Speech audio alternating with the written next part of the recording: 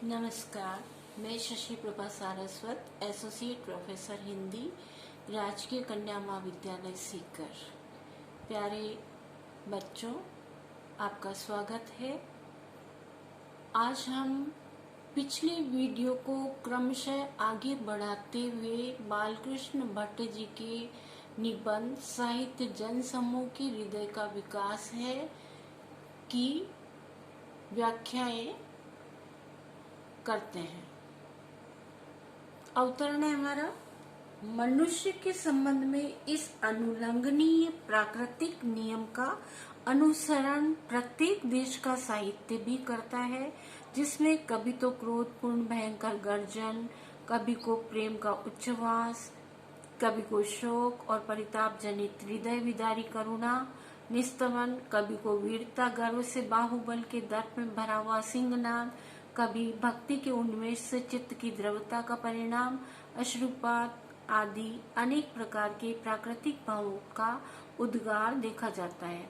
इसलिए साहित्य यदि जनसमूह के चित्त का चित्रपट कहा जाए तो संगत है। किसी देश का इतिहास पढ़ने के से केवल बाहरी हाल हम उस देश का जान सकते हैं, पर साहित्य के अनुशीलन से कौम की सब समय समय के आभ्यंतरिक भाव हमें परिस्फुट हो सकते हैं।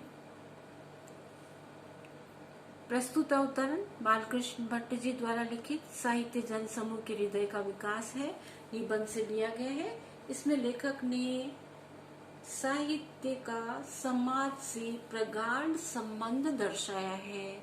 लेखक के अनुसार जिस समय समाज में जैसा वातावरण होता है, उस काल में साहित्य सृजन भी उन्हीं भावनाओं के अनुरूप ही होता है। मानव स्वभाव का ये प्राकृतिक नियम है कि मनुष्य के सुखी होने पर अथवा दुखी होने की स्थिति उसके चेहरे के भावों से प्रकट हो जाती है कि इसी भावना का अनुसरण साहित्य भी करता है। किसी स्थान विशेष की, समाज की किसी काल विशेष में क्या परिस्थितियां रही हैं, उन्हीं के अनुरूप ही साहित्य की संरचना होती है।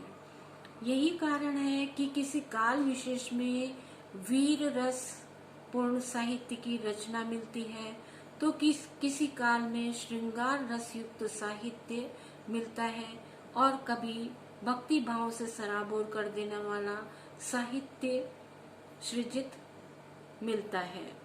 इस प्रकार से सामाजिक स्थिति के अनुरूप साहित्य सृजन में विविधता देखने को मिलती है।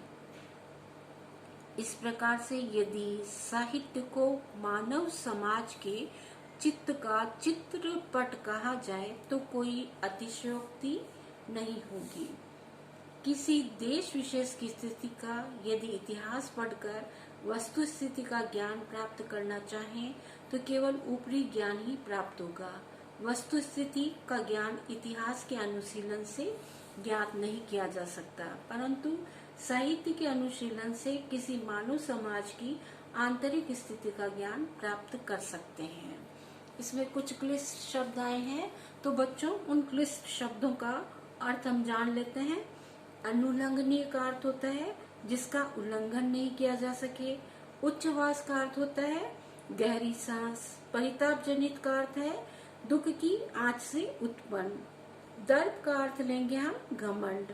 उन्मेष का अर्थ होता है पलक खोलना। चित्रपट का अर्थ होता है सिनेमा। कौम का अर्थ होता है जाति। परिस्फुट का अर्थ होता है प्रकट होना। विशेष टिप्पणी में हम लिखेंगे मनुष्य की मनोदशा का ज्ञान उसके चेहरे के भावों से हो जाता है। ये मानव की स्वाभाविक प्रवृत्ति है, और समाज में जिस प्रकार का वातावरण होता है, साहित्य में भी उसी प्रकार के भाव झलकते हैं। धन्यवाद।